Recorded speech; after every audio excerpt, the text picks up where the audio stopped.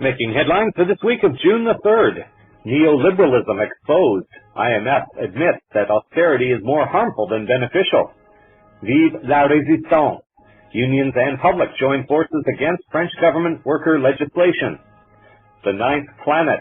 Swedish university offers more evidence to support existence of Planet X. And the bad name Aspartame. Historical links to Parkinson's and why Michael J. Fox has not found his cure yet. With news around, upon, within, and beyond our planet, the program making disclosure official. This is Cosmic Vision News. Here is Jeffrey West. Greetings and blessings to all. Is it conceivably possible that the IMF may be throwing up the white flag of surrender? Is it possible that capitalism, as the world currently knows it, is finally approaching the demise that so many have been waiting for? Aditya Chakraborty of the London Guardian wrote, "You hear it when the Bank of England Mark Carney sounds the alarm about a low-growth, low-inflation, low-interest rate equilibrium, or when the Bank of International Settlements, the central bank, warns that the global economy seems unable to return to sustainable and balanced growth. And you saw it most clearly last Thursday from the IMF. What makes the fund's intervention so remarkable is not what is being said, but who is saying it and just how bluntly. In the IMF's flagship publication, 3 of its top economists have written an essay entitled Neoliberalism, Oversold? Chakraborty continues, the very headline delivers a jolt. For so long, mainstream economists and policymakers have denied the very existence of such a thing as neoliberalism, dismissing it as an insult invented by gap-toothed malcontents who understand neither economics nor capitalism. Now here comes the IMF describing how a neoliberal agenda has spread across the globe in the past 30 years. What they mean is that more and more states have remade their social and political institutions into pale copies of the market. 2 British examples, suggests Will Davies, author of Limits of Neoliberalism, would be the NHS and universities, where classrooms are being transformed into supermarkets. In this way, the public sector is replaced by private companies, and democracy is supplanted by mere competition. The results, the IMF researchers concede, have been terrible. Neoliberalism hasn't delivered economic growth. It has only made a few people a lot better off.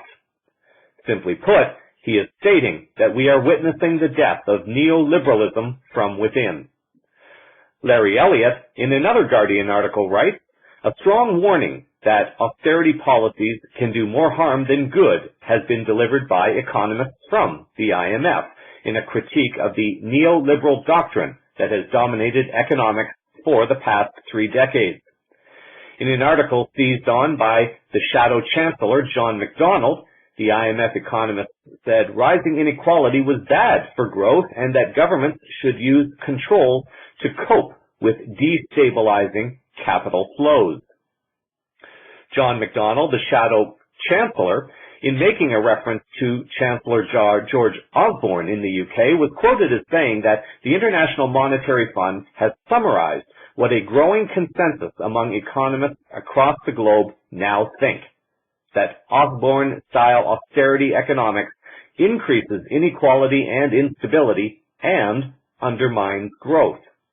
This IMF admission and fallout within the UK cannot look good for those attempting to make an argument to stay within the EU, as the EU has been so adamant on forcing austerity cuts upon many poorer nations that were forced to take bailouts.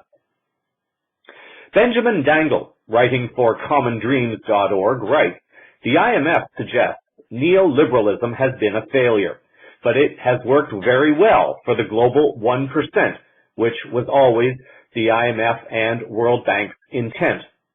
As Oxfam reported earlier this year, the wealthiest 1% in the world now have as much wealth as the rest of the planet's population combined. In applying neoliberalism across Latin America, it has been shown conclusively that neoliberalism and state terror typically went hand in hand. Dangle makes reference to a documentary by Naomi Klein over 5 years ago, exposing disaster capitalism. The documentary is called The Shock Doctrine, and the link to view the film will be included in the show summary for this story.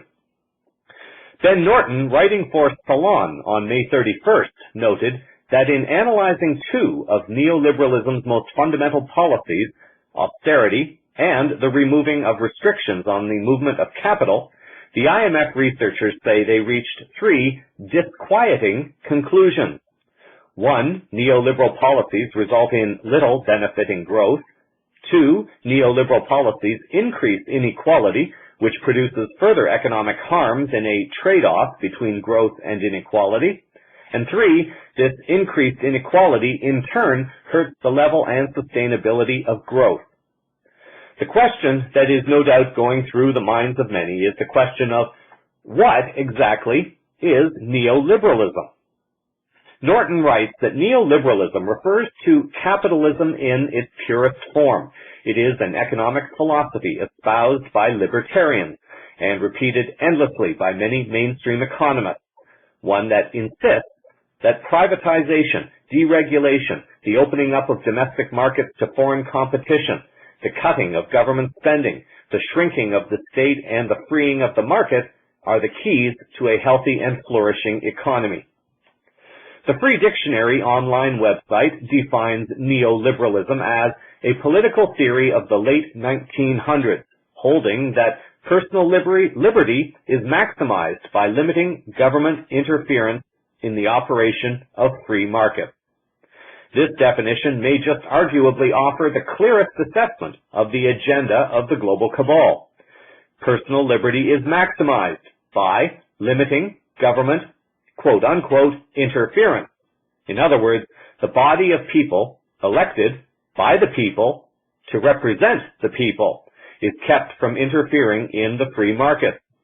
Loosely translated, it becomes an agenda to screw the people, and this is exactly what is represented by the Trans-Pacific Partnership, the Transatlantic Trade and Investment Partnership, and the Trade-in Service Agreement, the three international trade agreements. Dag Einar Thorsen and Amund Lie of the Norwegian Department of Political Science in their paper define neoliberalism as a radical descendant of liberalism proper, in which traditional liberal demands for equality of liberty have been bent out of shape into a demand for total liberty for the talented and their enterprises. Acts of intervention in the economy from government agencies are therefore almost always undesirable, because intervention can undermine the finely tuned logic of the marketplace and thus reduce economic efficiency. Economic efficiency, quote unquote, by the perspective of the 1% and not of the 99%. According to Elizabeth Martinez and Arnoldo Garcia in an article dating back to February of 2000, they identify 5 key points that define a neoliberal agenda. These are, number 1, the rule of the market, liberating free enterprise or private enterprise from any bonds imposed by the government or the state, no matter how much social damage this causes. They also mention greater openness to international trade, which includes the 3 trade agreements just mentioned. Reducing wages and deunionizing workers are tactics also being witnessed now and in France. Also, no more price controls. Number 2, cutting public expenditure for social services like education and health care. Reducing the safety net for the poor and even maintenance of roads, bridges, water supply, again in the name of reducing government's role. Of course, they don't oppose government subsidies and tax benefits for business. Number 3, deregulation. Reduce government regulation of everything that could diminish profits, including protecting the environment and safety on the job. Number 4, privatization. Sell state-owned enterprises, goods and services to private investors. This includes banks, key industries, railroads, toll highways, electricity, schools, hospitals, and even fresh water. Although usually done in the name of greater efficiency, which is often needed, privatization has mainly had the effect of concentrating wealth even more in a few hands and making the public pay even more for its needs. We are seeing this unfold in Greece, where bailout loans are given, austerity is forced upon the poor people, and when they can't pay, the wealthy take control of the state services, which only increases their power and control over the people. And number 5, eliminating the concept of the public good, or community, and replacing it with individual responsibility. Pressuring the poorest people in a society to find solutions to their lack of health care, education, and social security all by themselves, then blaming them if they fail as being lazy. Of course, when people try to do this, growing their own food, harvesting their own water, or getting their own substances for healing, such as cannabis, the people have then been punished. Even as far back as 2000, the authors were aware that around the world neoliberalism has been imposed by powerful financial institutions like the International Monetary Fund, the World Bank, and the Inter-American Development Bank. Yet, until now, 16 years later, the people were good little sheep, and we did what we were told, and we naively believed that politicians, bankers, police officers, lawyers, judges, journalists, and priests were truly people of integrity and there to serve the interests of the public. For those who are interested in learning more about neoliberalism, 2 additional links will be in the show summary. One to an article from 2010 that offers a primer on neoliberalism by Anup Shah, and the other link will be to the IMF article by Jonathan Austri, Prakash Longani, and David Forster, called Neoliberalism Oversold. The beast has a name, and now that this name is being more publicly known, the people can step forward and talk about it more, and thus bring it into the light of global awareness, so that it can no longer hide among the shadows. In geopolitical news, we start with the continuing unrest in France. The Western media seems to be continuing its blockade of information coming out of France ahead of the UK Brexit vote, which is due in a few weeks. As well, France will be hosting the Euro Soccer Cup in the near future, and this is causing more than just a few headaches for the very unpopular French President Hollande. With more, there is this report from Robert Siegel and Eleanor Beardsley of National Public Radio, NPR. France's socialist government is in the middle of a big fight with one of the country's most militant unions over changes to the labor law. This time it'll mean delays and cancellations for train commuters. The union leading the fight says the disruption will last several days and will be repeated every week. NPR's Eleanor Beardsley is covering the dispute and joins us from the town of Semur-en-Auxois in Burgundy. And Eleanor, you've been traveling outside Paris to try to get a sense of what's happening in this dispute. Are the protests widespread, or are they getting any bigger? Well, Robert, it's definitely getting longer. Not everyone across the country is affected by every strike, but, more unions will walk out this time, and we may have pilots involved, so air traffic could be disrupted. And the disruption is beginning to wear people down, even for a population who's used to it. And I will tell you this, the longer it goes on, the higher the stakes are getting. In just 10 days, France is going to host the Euro Soccer Cup, and the government is under enormous pressure to solve this crisis before then. It has to provide security for hundreds of thousands of fans who will come in stadiums and fan zones. And just today, the U.S. State Department said that those areas were potential terrorist targets. What are you hearing from French people who are not directly involved in the strike? What do they say about it? Well, last week, people who didn't even follow politics were annoyed because they couldn't get gas. But this week, the gas is back in the gas stations. We see a lot of violent TV footage of burning tires, but Robert, remember, most people aren't personally affected. But even so, many people say they think it's good that the union is standing its ground. One man said there's pressure to make economic reforms that actually make people's lives worse just because other countries are doing it.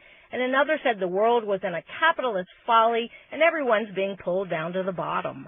Now, today in the French Parliament, tempers were flaring. Les Français n'acceptent pas que vos anciens amis de la CGT paralysent notre économie et fassent de la France la risée du monde. That was a member of the opposition, Dominique Bouchereau, accusing President François Hollande of allowing the country to be taken hostage by the CGT union and become the laughingstock of the world with this situation. Tell us about this change to the labor law that President Hollande favors and that has so angered the CGT, the big labor federation.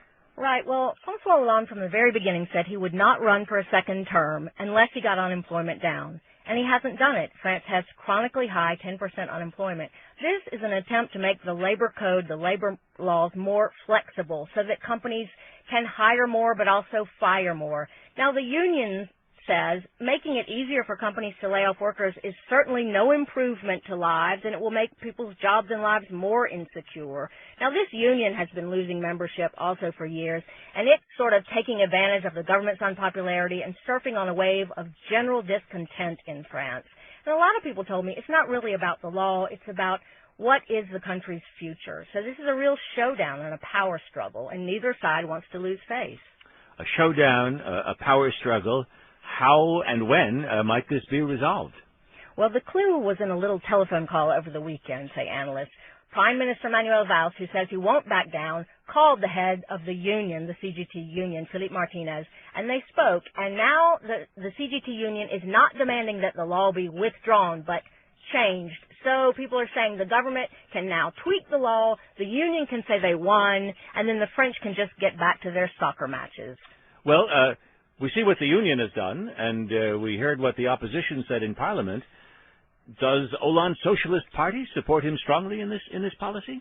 Hollande has managed to completely divide the Socialist Party. The left flank of the Socialist Party cannot stand their president, and this is really the first time that the street has been so against a leader from the left. The anti-media website quotes The Independent as writing that the proposed reforms have compounded the fury of many within the Socialist Party and the further left at what they see as the treacherous rightward course of the Hollande-Valls government. The protests have been led by the former socialist leader and mother of the 35-hour week, Martine Aubry, who has resigned from all her official positions within the party. Aubry complains that the rewriting of French employment law in line with liberal pro-market dogma is a betrayal of the French social contract. The anti-media article also notes an online petition in France, which has secured a record 1 million plus signatures speaking against the proposed worker legislation. Riots and protests are not the only challenges facing the country right now either. Julian Robinson reported for the London Daily Mail on June 2nd that the Louvre Museum in Paris is to close on June 3rd so its artworks can be moved to the top floors after the Seine burst its banks following floods across France, Germany, and Belgium that have reportedly killed 9 people at least and trapped thousands in homes or cars. French authorities said areas along at least one tributary of the River Seine had seen waters rise to levels unseen since 1910 when a massive flood swamped Paris. The article contains numerous photos from various locations.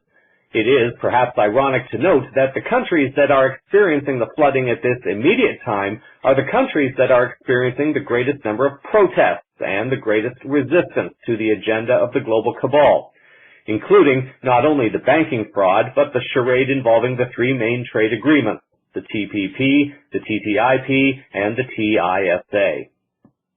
With the wild planetary energies at this time, a suggestion for those who are strong-willed enough to do so are guided to focus on allowing these energies to do the work that they are doing for the highest good of all, without trying to focus on resistance to the changes. Try to focus on empowering people to continue standing strong in their truths and to not give in to any fear that is attempting to be created to distract people from creating the change that they have started to create. Europe is revolting against Russian sanctions. This, according to Finian Cunningham, in an article on the Ron Paul Institute on May 27th. Cunningham writes that from ministerial offices to barricades on the streets, Europe is in open revolt against anti-Russian sanctions, which have cost workers and businesses millions of jobs and earnings. Granted, the contentious issues are wider than just anti-American sanctions. However, the latter are entwined with growing popular discontent across the EU. Germany's Vice-Chancellor Sigmar Gabriel is among the latest high-profile politicians to have come out against the sanctions standoff between the European Union and Russia.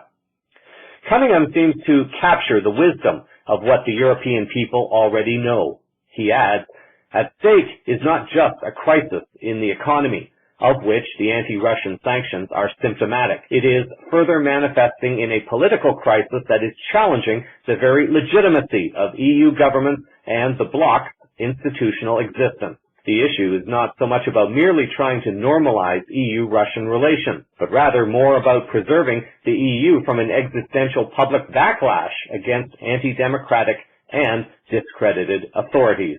The U.S. masters at creating situations where they can benefit themselves without enduring the cost is also covered. Cunningham notes that Russia responded to the sweeping sanctions by implementing countermeasures banning exports from the EU and the US. The standoff has hit the European economies hardest, with the Austrian Institute of Economic Research estimating that the trade war will cost the EU over €100 billion in business and up to 2.5 million in jobs. By contrast, the U.S. has scarcely felt a pinch from the trade impasse. The sentiment is moving across Europe. Cunningham writes, in addition to the country's vice-chancellor, Germany's foreign minister, Frank-Walter Steinmeier, has also expressed disquiet with the ongoing EU-Russian tensions stemming from the sanctions. Steinmeier noted that resistance to anti-Russian sanctions is growing across the EU. He also reiterated dismay over a fundamental contradiction in EU policy objectives. How can we expect Russia's help in solving the Syrian crisis while at the same time imposing economic sanctions on Russia? Asked Steinmeier. It's not just Germany that is growing leery with the deterioration in relations with Russia. Hungary and Italy, which also have strong historic trade ties with Russia, are increasingly opposed to the EU's policy towards Moscow, according to a recent Newsweek report. Across Europe, the popular revolt against economic austerity is bound up with the EU's self-defeating sanctions on Russia, and it is leading to a crisis of authority among EU governments who are held with increasing disdain by their citizens. More enlightened political leaders like Germany's Vice-Chancellor Sigmar Gabriel and Foreign Minister Frank-Walter Steinmeier are obviously aware of the geopolitical connection that citizens are making. Cunningham closes with the relevant statements and questions that are on the minds of many. Brussels, in following Washington's hostility to Moscow, is inflicting further economic pain on the bloc's 500 million citizens. Something has to give way if Europe is not to implode or explode from popular fury. Normalizing relations with Russia is not the whole solution to Europe's economic and political crises, but such a move would certainly alleviate, and is certainly long overdue. EU governments are thus facing a stark choice. Are they to continue on the path of destruction at Washington's reckless request, or can they find an independent policy of pursuing mutual relations with Russia? Undoing the crass anti-Russian sanctions is taking on an urgency before such a policy leads to the undoing of the EU itself. An article by Giancarlo Ella Valori, appearing on the RussiaInsider.com website on May 19th, takes the position that Russia is not hurting at all from the sanctions imposed by Europe on the order of the U.S. Valori writes, moreover, Russia has been very clear. If the EU lifts all sanctions, Russia will remove all its counter-sanctions. If the situation goes on like this, with subsidies to farmers and new technologies again subsidized by the government, we can fear that in the near future, the Russian Federation could largely achieve food autonomy, leading to a huge crisis in the EU agri-food sector. The U.S. benefits because if Europe descends into chaos, this gives greater legitimacy to NATO and thus justifies having more military closer to Russian borders and greater control over the European people. The U.S. and Israel would get their much-desired war if they had their way, but every indication so far suggests that this will not happen at all, regardless of what is attempted. Perhaps a Brexit vote will be one step in the direction of fixing things once and for all, for the benefit of all Europeans, and perhaps even ideally for the world in general. This global cabal, they most certainly are a sneaky group, and are capable of turning what should be a serious topic around against anyone who dares to complain about it. One issue, an example, involving Israel and the anti-Semitism question is one big one that has been turned against the people. Those who have been supporting a Zionist agenda are quick and fierce to condemn anyone who would dare attempt to call out the agenda of the Zionist faction of this global cabal. Their power brokers have infiltrated a number of Western governments and have succeeded in some cases in getting laws passed where it is illegal to say anything against Israel. Note the difference. Against Israel instead of against the Zionist agenda. When one speaks out against the Zionist agenda, it is deemed to be against Israel, when this is not necessarily the case, nor is the argument being directed towards the peace-loving people of Israel, who desire a world much like the rest of us. Let's take another example, immigration. This is an issue that is currently tearing Europe apart.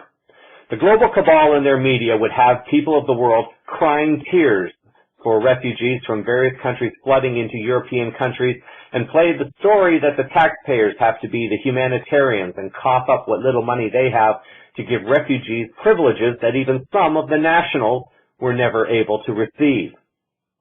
Of course, to speak against this, one would be criticized for not being a humanitarian. This is how the global cabal succeeds in creating situations where they can turn the people against each other and allow them to fight out a battle that they want, but they do not want to be seen as creating it. The global cabal goes in and destabilizes a country to get rid of a leader who does not want to play by U.S. or Western fiat currency rules, or they do not want a Rothschild-controlled central bank. The country is destabilized and then destroyed. Western companies are given contracts to go in and rebuild the city, while puppet leaders are installed to play the game that they are told to play. European people are starting to wake up to this game, and they are speaking out. So the global cabal attempts to create chaos by sending refugees from various countries across waters into Europe. Mixed among them are agents from Daesh who are being planted around Europe to stir up trouble and get people angry and violent. This will then justify the need for more police militarization to allegedly protect people from the conflict that surely comes when two entirely different groups of people are thrust together in mass numbers and forced to play and live nicely. Helping people in a genuine humanitarian crisis is one thing. Being forced to integrate mass numbers of people resulting from a cabal-created mess that could very easily have been avoided in the first place is an entirely different situation. The upcoming vote in the UK, the Brexit vote, is going to be a strong indicator of where the future of the EU will be going. Are the people getting the truth strongly enough to stand up to the unelected leaders and instigators of this forced migration, or will they surrender to the cabal and then be forced to participate in what some are calling an EU army, as well as other somewhat secretive plans that are coming after the UK decides to stay? According to Nigel Farage in his own commentary posted on Breitbart.com on June the 1st, after years of being condemned for even daring to suggest that mass immigration was having a negative impact on British society, I feel rather less lonely this morning. Today's front page marks a genuine sea change in British politics. The two men most likely to succeed David Cameron as Prime Minister have both now publicly committed to an Australian-style points system for immigration. Even more amazingly, Boris Johnson has suggested that migrants should speak English. Farage notes how he remembered 4 years ago saying at a press conference how uncomfortable he felt traveling on a train out of central London surrounded by a crowd of whom no one spoke English as a first choice. All of which puts the Labour Party in an even more curious position. Both Mr. Corbyn and Mr. McDonnell believe in total open borders. I genuinely believe, and this is Farage still speaking, that they would like to extend this beyond the EU. As John McDonnell says, we are all world citizens. Now this is tricky, because the argument that McDonnell made is absolutely true. We are all world citizens. However, what he does not include is that we are all world citizens, controlled and enslaved by an elitist few who profit from keeping us separated by war, debt, fear, and more. When the cabal wants to thrust their agenda upon us, we are all world citizens, and taxpayers are expected to pay, but the elitists are not.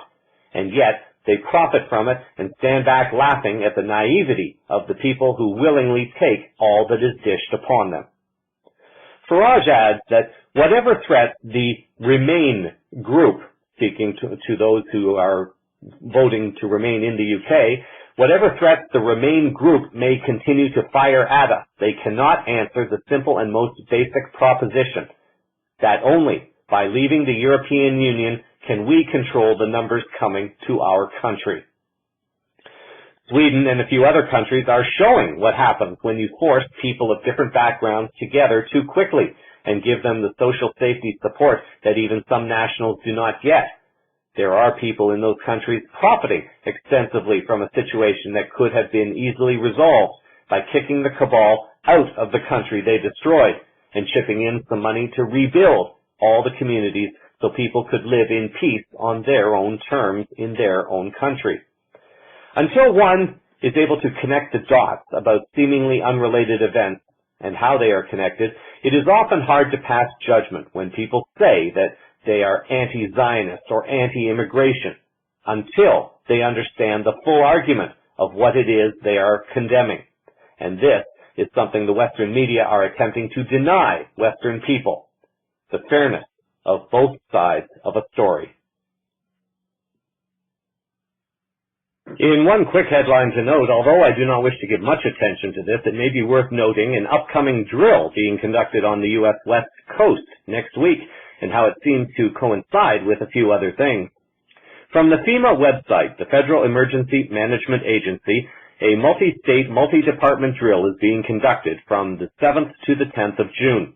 The drill, called Cascadia Rising 2016, will allegedly train personnel to respond to an 8.0 earthquake or larger along the Cascadia subduction zone on the northwest coast of the U.S. It is apparently one of the largest drills of its kind, involving more than 150 different groups and agencies. Dutch Sint, who has been reporting regularly on earthquake activity, has noted that almost all regions along the Ring of Fire have had some kind of major activity except this part of the plate. Volcanoes are also active along all regions of the Ring of Fire. Sources have noted increasing activity around 3 of the volcanoes on the U.S. West Coast, as well as elevated venting and activity within Yellowstone Park. In a posting on his website, Dutch Sint wrote about being blocked on Facebook for posting information about an earthquake prediction for California that came true 4 days after he said it would occur. It appears that there are professionals paying attention to his work. What makes this drill interesting is for several reasons. You will hear one of them in the next story relating to an unavoidable financial event. Another reason is the upcoming California primary on June the 7th. If nothing were to happen, it might scare enough voters from coming out to support Bernie Sanders. If something were to happen, it would dramatically reshape the political scene in the U.S. in ways that cannot even be imagined just yet. Maybe an event of this nature is what will finally kill the old system and allow the new system to come into being in providing humanitarian aid. Sometimes extreme measures are required for extreme situations. As much as one may not want to see an event of this nature, it is important to consider what is for the highest good of the planet and for the rest of humanity at this time. Observe and hold the energies for the highest good of all. Links to the pages for Dutch Synth will be included in the show summary. For those who have been interested in and are actively following the Mohawk Initiative, things have been a little bit quieter over the last few weeks. There is another angle to this story that has been developing, and as soon as I've been given permission to start sharing it, I will be sharing it with you. I've been told that there is a meeting going on today down on the Grand River Territory, but I have not been given the details of this meeting before airtime, so I have very little to share with you this week, but hope that next week there will be something more substantial to bring you up to date. In other financial news, although this sounds a bit cliché to say, we appear to be more quickly than ever approaching that wall where a collision is becoming unavoidable. Neoliberalism is being exposed. The numerous attempts by the global cabal are being increasingly exposed in other geopolitical and geoeconomic affairs. Many are starting to feel or sense strong waves of energies that others are not yet able to perceive, and the agreement seems to point to something coming to a breaking point sooner rather than later. In an article posted on the Event Chronicle website on May 30th, a fairly well-known financial analyst by the name of Jim Willey offers a warning of an immediate risk of another financial event, such as that witnessed by the collapse of the Lehman Brothers back in 2008. For those who are attached and dependent to the current financial paradigm, this could be very painful news. But for many, myself included, this represents very good news, as so many of us have been waiting for the changes to get underway for years and even for decades. Willey writes, the entire Western financial system, complete with U.S. dollar-based foundation platforms, is breaking down. The breakdown is in full view, very noticeable in almost every arena. What happened in 2008 with the Lehman Brothers failure event is currently underway with almost every single financial platform, structural entity, financial market, banking structure, and arena. In response to the Lehman kill job event, where J.P. Morgan and Goldman Sachs strangled the victim company by denying Lehman proceeds on countless asset sales, the entire Western financial system has been lashed together, tied together, and connected among its many member parts.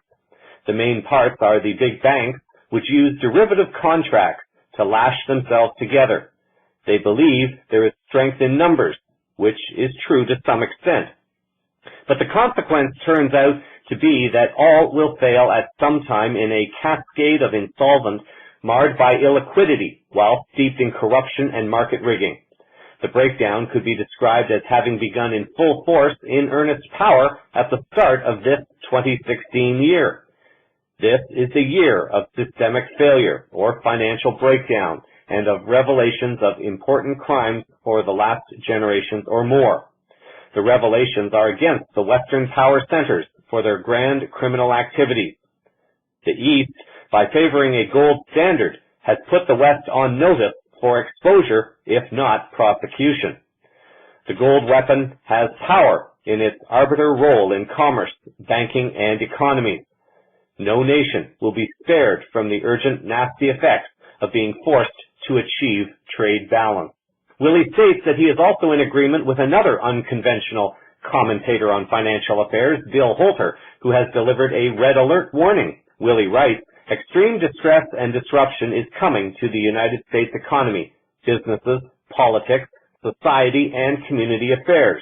Bill Holter is associated with JS Mindset, alongside Jim Sinclair. He is formerly from Miles Franklin, where he might have been too controversial in his very appropriate but unconventional views. Holter offers an extreme warning for people of the United States that a series of nasty events is coming. Holter warns that the events will be so disruptive and historical without precedent that recovery will be extremely difficult without proper preparation. This warning is the latest in a long string of such detailed specific warnings as a result of the systemic breakdown and urgent official actions to come. I feel compelled to remind listeners once again that these financial analysts, although they may be very good at understanding the current collapsing paradigm, And even though they may also be aware of the new financial paradigm that is coming, both are still approaching this news of the unavoidable transition from a rather fearful perspective.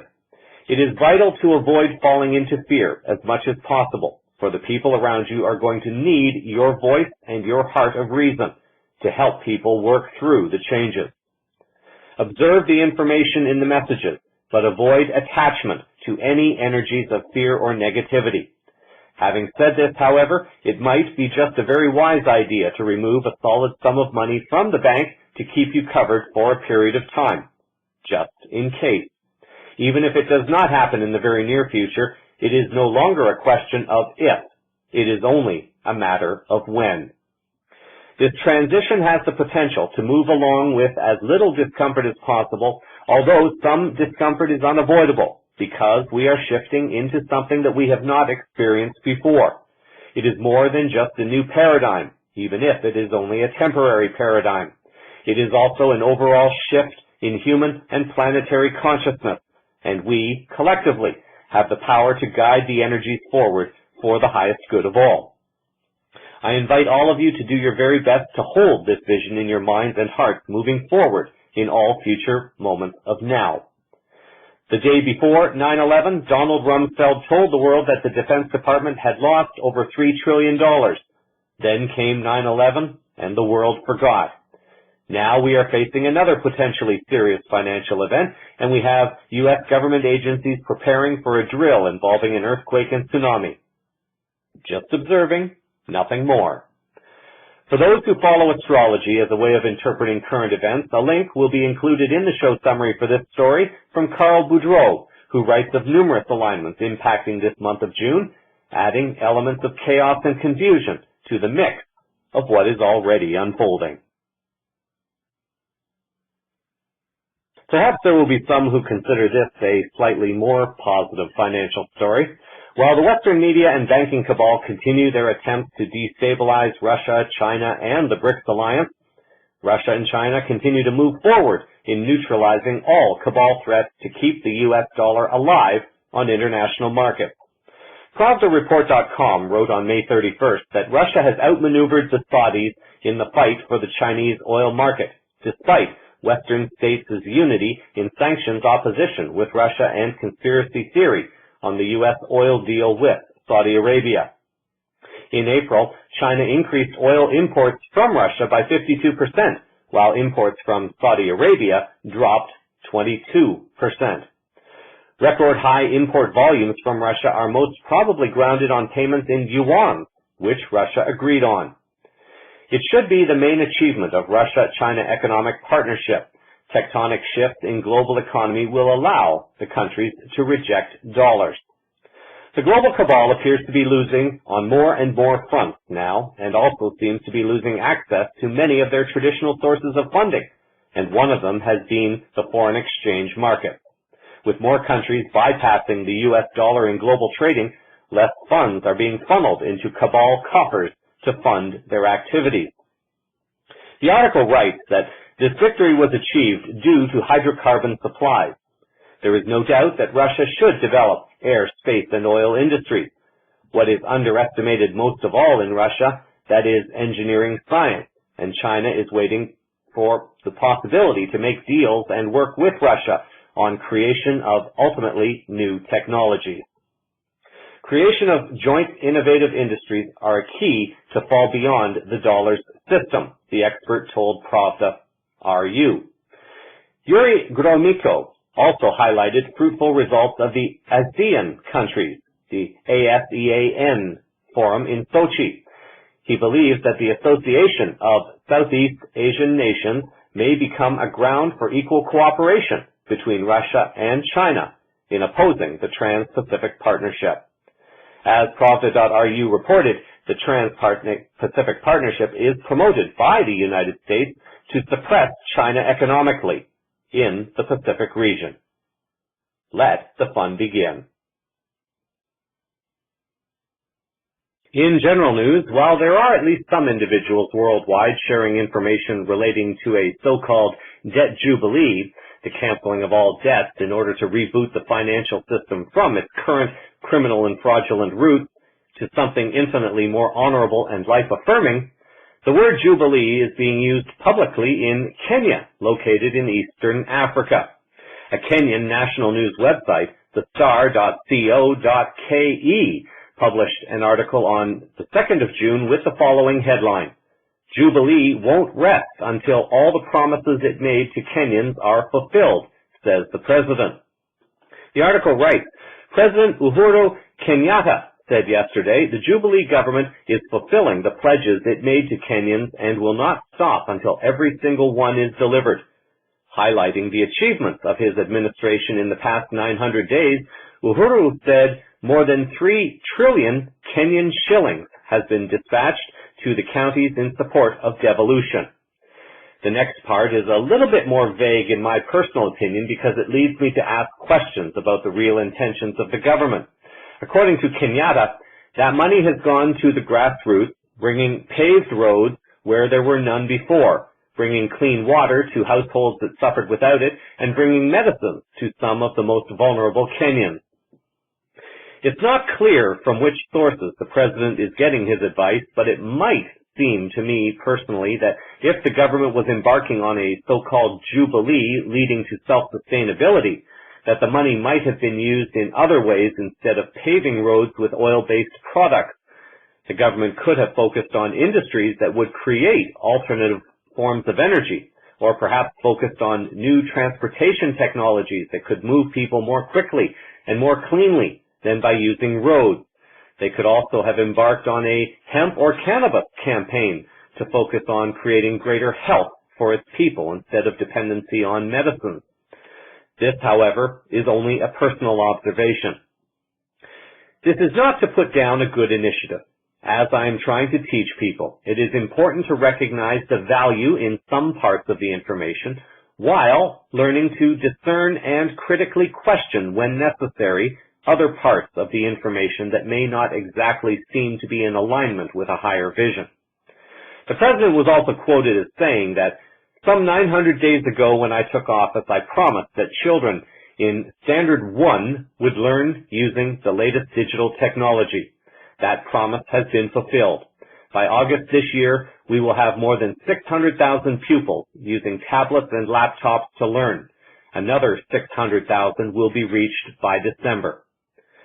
The article closes with the note that on electricity, he said, an additional 2.2 million households have been supplied with power, while 22,000 primary schools have been connected to the national grid since 2013.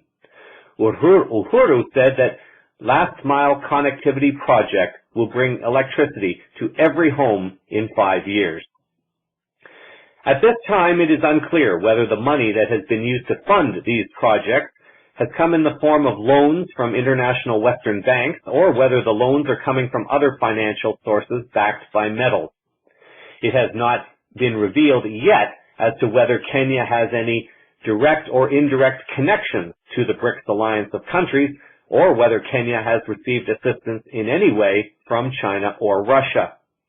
We can observe that at least for now, it appears that something very good has been done to assist the people of Kenya, and perhaps we can hope that this initiative continues to empower not only the people, but also the government to acting in ways that continue to be life-honoring and truly serve the highest good of the people, but also the planet. In disclosure news, it appears that UK Prime Minister David Cameron had a few comments to make a few years ago in 2009 on the subject while he was campaigning for election.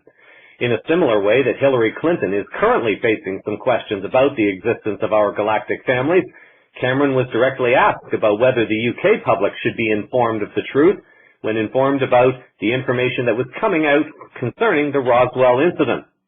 An article by John Dillon appearing on the London Mirror website on June the 2nd has reported that a video of Cameron discussing extraterrestrial life has raised hopes of an official announcement that will be made when Barack Obama leaves the White House. For some who are only beginning to step into the reality of the existence of our galactic families, they may understandably be a bit confused as to what is going on with this and why it is even important. More importantly, is to try to connect all the dots of this with not only the bigger picture of global truths being revealed at this time, but also to the bigger picture of how this is contributing to the increasing shift in human and planetary consciousness at this time. There are the indigenous prophecies worldwide that have known about the existence of our galactic families for thousands of years. This information has been covered up, and indigenous nations have been genocided or otherwise herded onto reservations and controlled by forcing them to accept a corporate fiction identity, or they had their inherent earth wisdom distorted through various other means. Carol Roslin, in her original interviews for Stephen Greer's Disclosure Project, discussed how this information was covered up and how there would come a day when the cabal would become so desperate that they would have to play what she called the alien invasion card. After all was said and done, and if a time came when the cabal was losing its battle to control humanity, they would attempt to play this card in an attempt to drive people back into fear so that they could be controlled once again. There have been people of high integrity who have been attempting to share the truth of the existence of our galactic families. However, these people may have lacked what some consider to be official credibility. There are people who will only accept this truth from those coming from official agencies. As it is now becoming more clear that those same official agencies have been participating in the cover-up, people are starting to look to more alternative sources, and they are beginning to consider the information that these sources offer. Of course, through these sources, it takes much longer for people to receive the information, and then take the time to consider whether these sources can truly be trusted.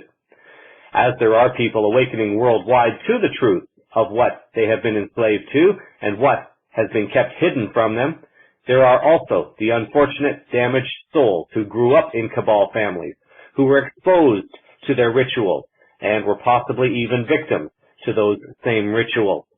Some of them are also awakening and are seeking to come forth and share what they know. CVN has been contacted by one such source, and when the time is right, after the information has been compiled in such a way as to make it as easy as possible to follow and understand, then perhaps it can be shared with everyone. World leaders seem to be holding back, as though some kind of disclosure announcement must come from the U.S. and from Obama himself. Returning to Dylan's article, he writes that UFO hunters are keeping their fingers crossed that Obama will go public before he leaves office. The article contains a video clip of Richard Hall, host of richplanet.net, where Hall is quizzing Prime Minister Cameron in one of his town hall sessions before becoming Prime Minister. Cameron first made a few jokes about the question, but then followed up with a pseudo-serious reply, stating that he was unsure if life really existed beyond Earth, but he stated his promise and intention to be open and honest with the people about it. Since that time, however, he has not been as forthcoming either, although the UK has been one of the countries slowly releasing or declassifying some of their X-files. The London media appears to have taken an interest in another story as well. An article appearing on the Daily Mail website by Mark Prigg on May 31st has reported that it has been one of the biggest mysteries in astronomy. Does Planet 9 exist? And what is it? Now, astronomers at Lund University in Sweden show that it is highly likely that the so-called Planet 9 is, in fact, an exoplanet. The following is a YouTube video posted by Lund University on May 30th, detailing this information. The speaker is Alexander Mustili, a researcher at the Department of Astronomy and Theoretical Physics at the university. There is strong evidence that there is a ninth planet in the outer solar system, and this would be a planet that's on an incredibly wide orbit, so about 10 times wider than the orbit of Neptune or Pluto.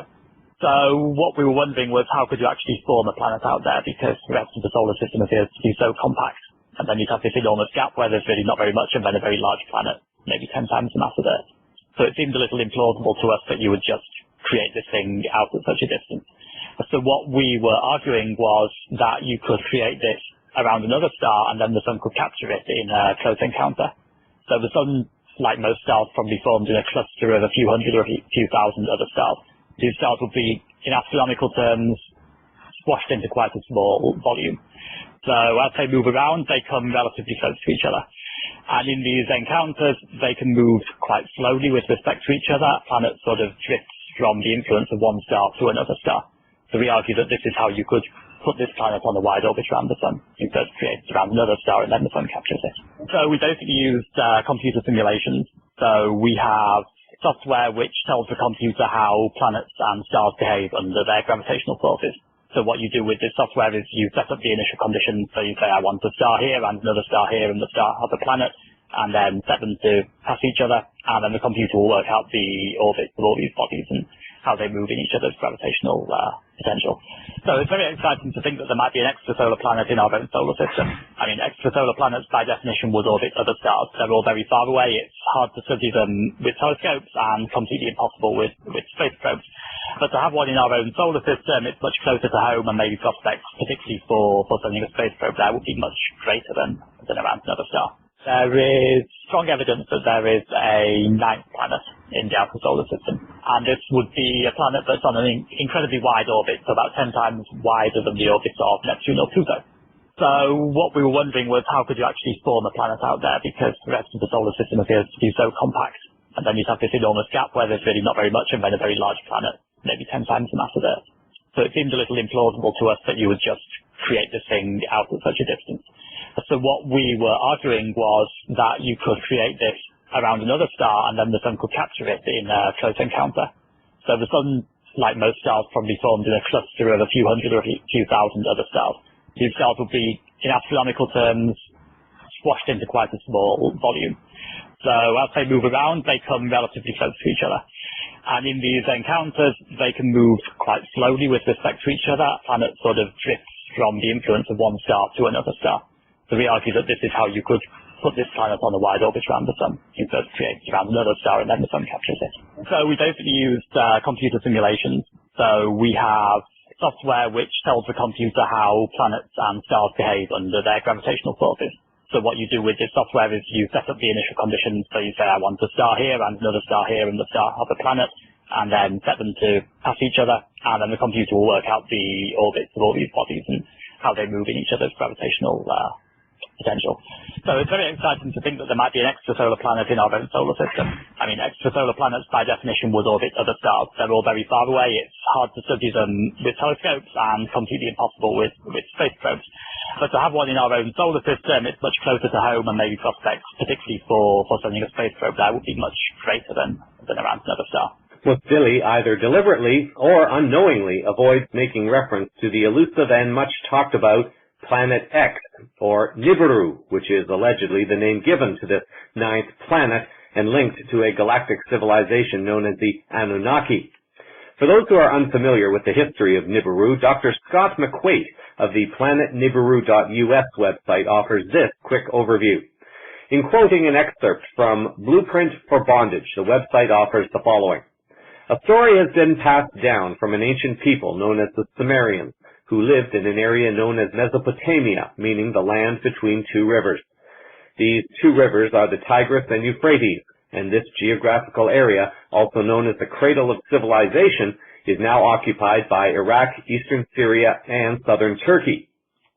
The story tells of a planet that has appeared periodically throughout history, about every 3,600 years, and that was knocked out of its orbit during Satan's rebellion. Throughout their writings, the Sumerians speak of the appearance of this planet, which they refer to as Nibiru or Nibiru, and describe it as an anticipated, observable, and predictable event that would bring rains, much flooding, upheavals, and great earth events, as its strong gravitational and electrical effects had been known to do in the past. Just like the Sumerians, the Hebrew Israelite prophets spoke of a planet's approach to Earth and its becoming visible to man, and considered it a time of ushering in a new era. The website also points to a bit of research from Emanuel Velikovsky, the author of a famous work, Worlds in Collision, who has indicated that if current calculations are correct, we are long overdue for the reappearance of this planet in our part of the solar system. With the U.S. media appearing to be starting to break the truth embargo on this subject, perhaps more pressure will begin to be exerted on leaders worldwide, and if enough leaders are feeling the pressure from their journalists and their people, perhaps they will in turn put pressure on Obama to come forth and officially reveal the information that most of the world already knows anyway, but have had to play along in this cover-up charade. It is more than time for the people of the world to be given the information needed that can help transform the world as we currently know it, and begin allowing people to live and dream in much bigger ways than humanity has been allowed to in our past. Not to be left out, the London Guardian has also come up with its own disclosure news story for the week. Alan Uhas, in an article from June the 2nd, reported that a dagger entombed with King Tutankhamun was made with iron from a meteorite, a new analysis on the metal composition has revealed. In 1925, archaeologist Howard Carter found two daggers, one iron and one with a blade of gold, within the wrapping of the teenage king who was mummified more than 3,300 years ago. The iron blade, which had a gold handle, rock crystal pommel, and lily and jackal decorated sheath, has puzzled researchers in the decades since Carter's discovery. Ironwork was rare in ancient Egypt, and the dagger's metal had not rusted. That meteorite, named Karga, was found 150 miles or 240 kilometers west of Alexandria, at the seaport city of Mesra Maturu, which in the age of Alexander the Great, the 4th century BC, was known as Amunia. The researchers published their findings on 30th of May in the journal Meteoritics and Planetary Science. Although this story does not directly reference life as we currently define it beyond Earth, what it contributes to, if you recall the last story, the interesting connection to the timeline. Planet X is believed to appear about every 3,600 years, and this dagger appears to be dated roughly around the same time as the last appearance of Planet X. The article adds, although people who have worked with copper, bronze, and gold since 4000 BC, ironwork came much later and was rare in ancient Egypt. What is also revealed in this article is the following. The researchers wrote in the new study, the introduction of the new composite term suggests that the ancient Egyptians were aware that these rare chunks of iron fell from the sky already in the 13th century BCE, the before Common Era, anticipating Western culture by more than 2 millennia. Egyptologist Joyce Tildesley of the University of Manchester has similarly argued that ancient Egyptians would have revered celestial objects that had plunged to Earth. The sky was very important to the ancient Egyptians, she told Nature, apropos of her work on the meteoric beads. Something that falls from the sky is going to be considered as a gift from the gods. The high quality of the blade suggests that Tutankhamun, who lived during the latest stage of the Bronze Age, was supported by iron workers who were skilled despite the relative rarity of the material. RT, in its article on the story, went so far as to call the blade extraterrestrial. Of course, this word literally means beyond Earth, but many have interpreted this word as being connected to intelligent civilizations, so this may open a door to other questions on this subject. RT added the following information. The pharaoh's dagger is composed of nearly 11% nickel, almost 3 times the amount found in artifacts produced from iron ore quarrying. It also has traces of cobalt, consistent with that of iron meteorites. The team then went a step further to locate the source of the blade. We took into consideration all meteorites found within an area of 2,000 kilometers in radius centered in the Red Sea and ended up with 20 iron meteorites, Corneli explained. Only one of them turned out to have nickel and cobalt levels consistent with Tut's blade. It was found in the year 2000 at the Egyptian resort town Mersa Matruh. The article hints at another non-Earth object found in Tut's tomb. The article closes with the following. The dagger wasn't the only other worldly object found in King Tut's tomb. An amulet scarab on the necklace found in the boy king's tomb is believed to be made from silica glass created when another space rock smashed into the Libyan desert and melted the nearby sand. This kind of technology and knowledge had to come from somewhere, And what this also reveals, although it is not directly hinted at in the article, is that history, as it has been taught to humans worldwide, is not what we have been led to believe, and that there was much more advanced knowledge present in the ancient societies. Over to science and tech news for the week. The idea and concept of the Hyperloop technology appears to be catching on, and perhaps therefore it is no surprise that the only country in the world to span 11 time zones is contemplating the high-speed technology to transport goods.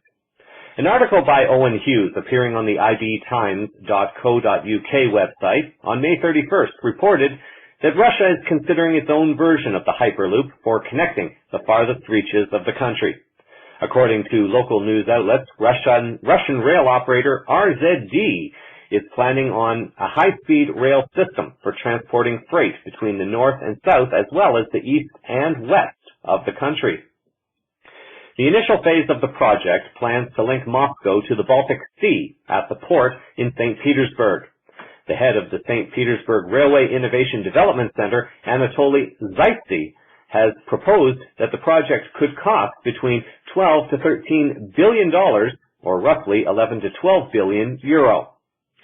The article adds that the Russian Transport Minister Maxim Sokolov previously suggested that the country was ready to push forward with implementing a network of high-speed trains for transporting cargo across Russia. He was quoted as saying to the TASS news agency that probably Russia is ready as no other country for the implementation of this project. What is worth observing is that the Western business media pundits and controllers want the world to think that China and Russia are not strong economically, and that they are somehow responsible for what is happening in the West. That is partially true, but it appears that it is not for the reasons that the West would like its good little sheep to know. Keep in mind, a number of weeks ago, I reported that there are two global economies that appear to be in play at this time. There is the economy of the collapsing fiat dollar currency, the one that the business media and cabal controllers would like the world to be attached to.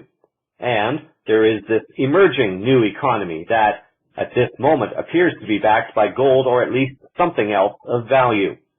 According to the Western collapsing paradigm, it is perhaps true that countries like Russia and China are, quote-unquote, collapsing because they are moving away from a financial paradigm that is criminally fraudulent and backed up by absolutely nothing.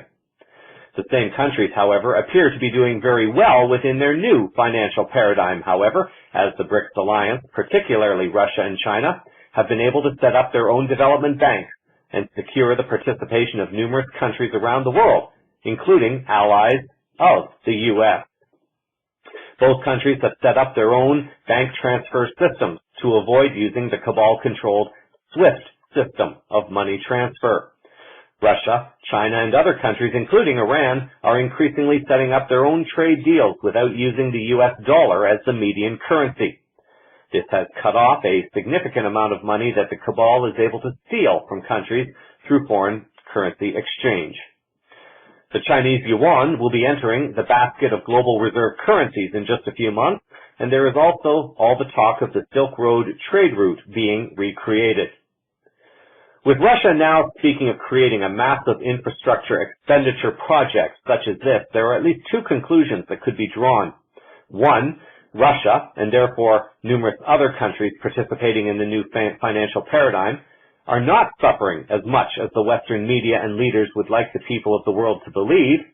And two, these countries, instead of using their windfalls to pay off fraudulent debt to cabal criminals, are instead using their money to create meaningful infrastructure and other projects that will allow them to become better than the U.S. and many other Western countries.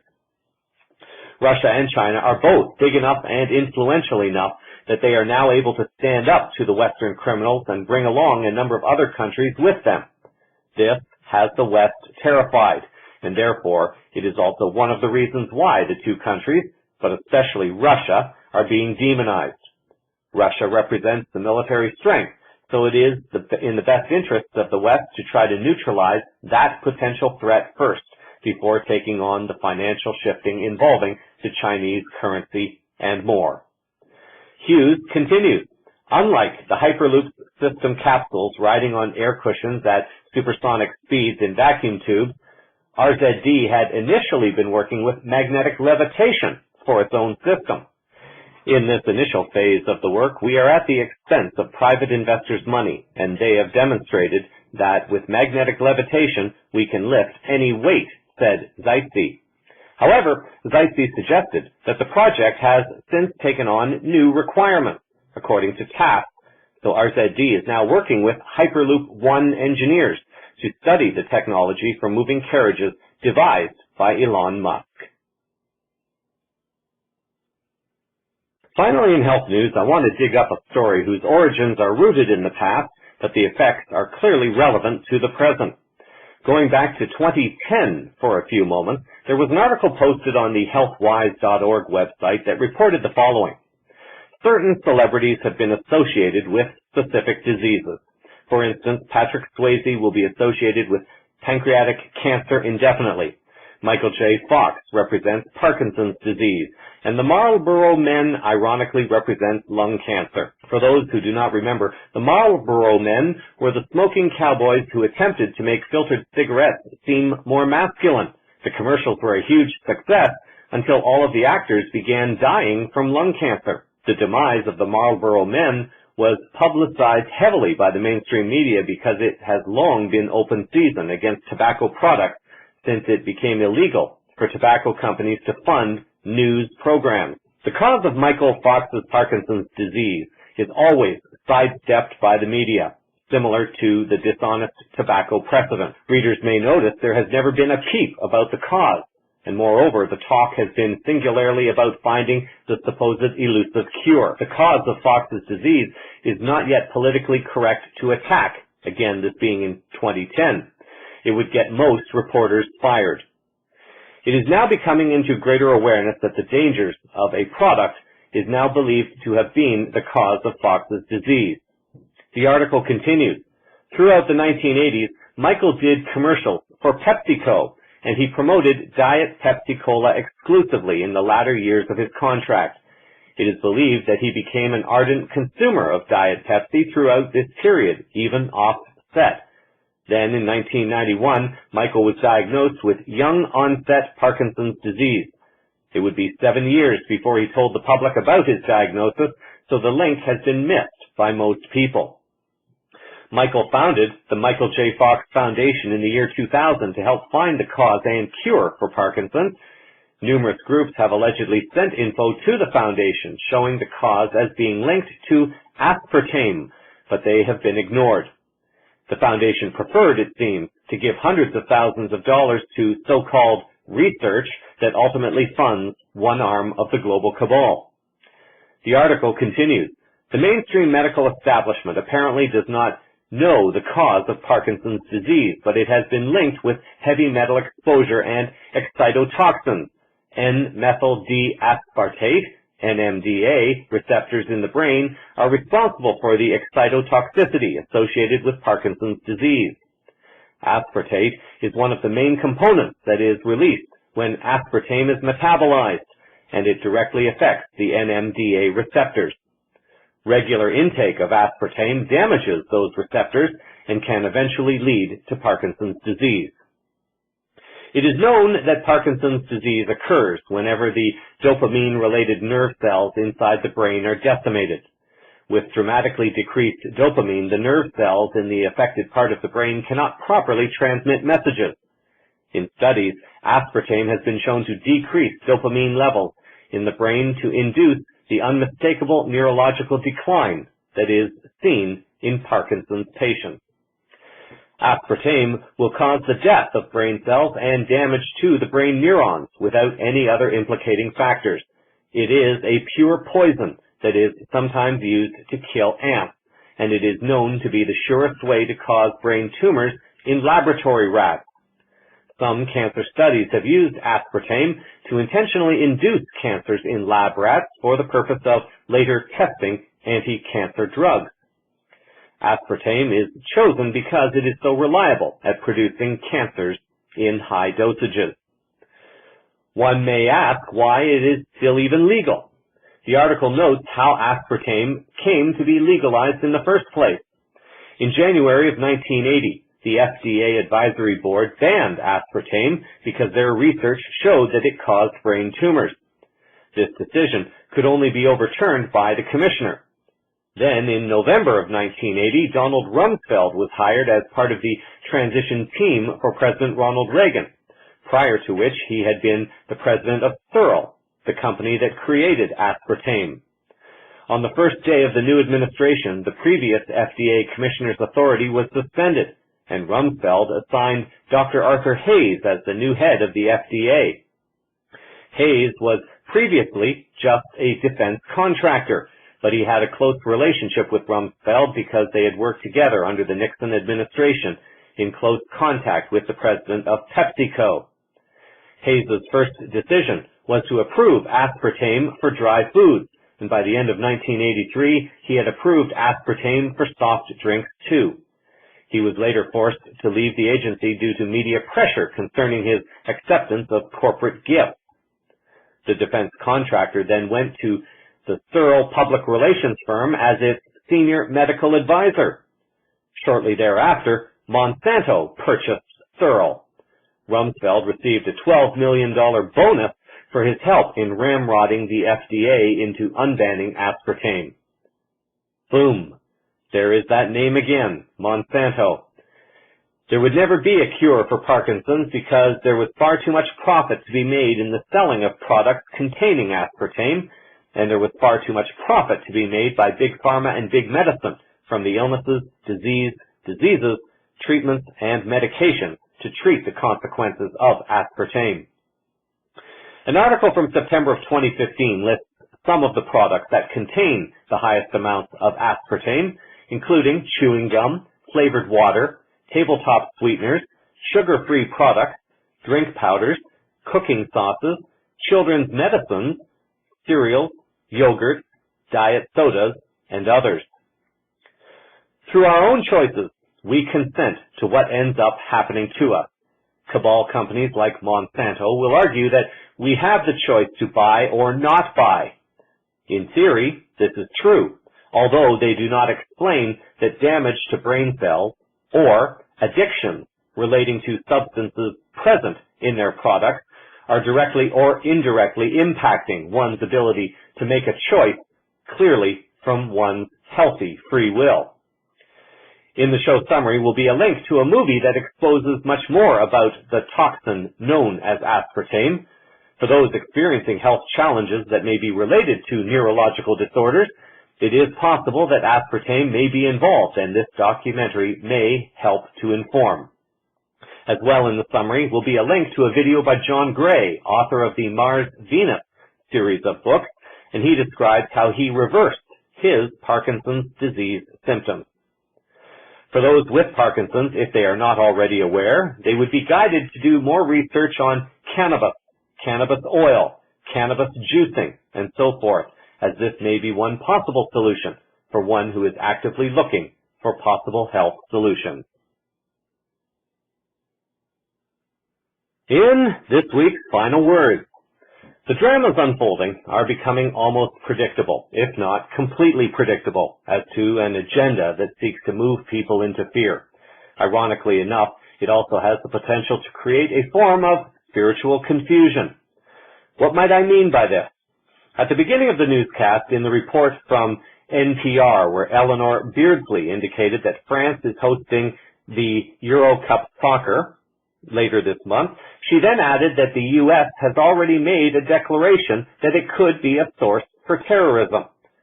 So what else is new? Of course, anyone who is operating on getting profit from a fear-based agenda is going to make claims such as these.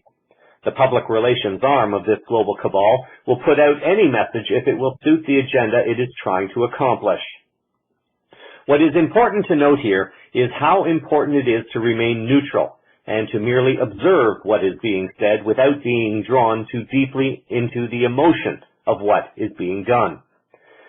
This is easier said than done, because there have been times when I have wanted to just walk up behind cabal members, politicians, bankers, lawyers, journalists, or even some in the general public, and just give them a Jethro Gibbs-style head slap and tell them to just wake up.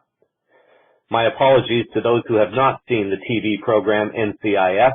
That analogy was a reference to an action done by actor Mark Harmon in his role as the lead actor Jethro Gibbs to put members of his team back in their places when they get out of line or off topic. There is a part of me that looks at a situation like this from at least two possible angles. The first angle is that we have an event that we are told could be a target for terrorism.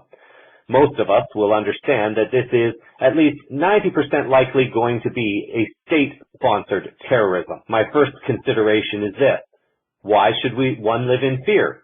If one loves going to events of this kind, go with a strong, positive, and peaceful force and transform the energies of this event so that whatever is being planned cannot be accomplished. There is, however, this second part of me that sees the illusion of what all these entertainment and sporting events are doing. They are distracting us from focusing on what is really going on. These events create massive profit for members of the global cabal while exploiting the labor of players, actors, or performers involved in the activities. In the case of movies, children are also exploited and controlled. Therefore, if the U.S. attempts to brand a sporting event in Europe as a terrorist target, it is clear that there is some kind of agenda attached to it, at least to me, and I am sure to many of you as well. They are not doing it out of the kindness of their heart, for if this was really true, all the terrorism since 9/11 would have been stopped years ago. Keep in mind that if global peace was truly profitable, we would have had it by now. The U.S. and countries like Israel, Saudi Arabia, and some among NATO have received their power through war, corruption, destabilization, economic sanctions, and other tactics. They want chaos and fear. So if France is truly fed up, and if President Hollande was truly ready to start looking for solutions to save his government and himself, he might be wise to follow the route of Saudi Arabia and call out the U.S. on its actions. France should simply cancel the sporting event. Yes, it will upset some sports fans, but many of these fans are also no doubt unhappy with the status quo of what currently exists. If it is explained to them why the event is being canceled, that the U.S. is attempting to extort France through its corrupt agenda so that people can profit from sports and that people can be brought into fear and submission through a false flag terrorism threat, then I think the people would start to accept that. Of course, after the cancellation of numerous such events where the cabal could have profited but were unable, they may be driven to a point where it is no longer profitable. So, cabal-controlled businesses and organizations start shutting down or going bankrupt. When the people stop giving their money, their attention, and their energy to cabal-sponsored activities, then they will have time to learn more and unite against the threat that is currently seeking to separate people and destabilize the European continent so that the NATO alliance can regain its power position. Countries like France, Germany, and Belgium are experiencing an awakening among its people, and this must no doubt be of grave concern to the power brokers controlling Europe. They are witnessing their EU project collapse. As I mentioned in a recent newscast, the idea behind the EU project was a good one. However, it became corrupted to the point where it was no longer sustainable and would ultimately collapse, and we are witnessing this now. Communism, socialism, and now capitalism all have elements that are good within them, but if there are people within each societal structure who are attempting to steal more for their own interests, the structure will finally and invariably collapse. Spiritually speaking, we are all being called to find our truth and follow it. Do we attend the events and support the cabal people profiting from our enjoyment of their distracting activities, or do we push leaders to cancel events so that the taxpayers are no longer on the hook for the millions upon millions of dollars that will be spent on security because the U.S. has now declared the event to be a target for terrorism? Every soul at this time has his or her own truth to follow. For some, that truth may be to go blindly to these events because they are unaware of anything going on around them. There are those who may know what is going on, but they want the distraction, without realizing that they are supporting the very enslavement that is causing them to be unhappy in the first place. There are those who completely understand the illusion of it all and will go to the event anyway, and there are those who are completely aware and are ready to stand up and take a position to not support activities of this nature, so they can be the example to others. The protests around Europe at this time, although they are not receiving Western media coverage, are setting an example for others around the world. With a Brexit vote coming up in the UK in a few weeks, it is hoped that the message will spread around the UK that people across Europe are unhappy with the unelected leaders controlling the EU, and that the British people will decide that it is better to leave this union. The fractures are already starting to form, as countries like France are starting to revisit their policy of imposing sanctions upon Russia just because the U.S. strong-armed them into doing it. France and other countries were prepared to sacrifice their own national economies just because the U.S. tells them that Russia is bad. Why is Russia bad? They are not playing along with the U.S. agenda. France and other countries could do the same, and they may start finding that their national problems begin to disappear because they are no longer supporting the agenda that profits from efforts to intentionally destabilize national economies. The people are becoming more aware of this, and their strength is putting pressure on governments to finally toe the line of the will of those who elected them. If one feels called to go to an event to support the cabal profit-taking, so be it. This is their choice, and maybe some of them will be impacted in some way by some kind of false flag event. For the rest of us, we may choose not to support those activities at all, at least until the cabal influence has been removed. At that time, we will have a much better world where we can all enjoy everything in a much more peaceful manner.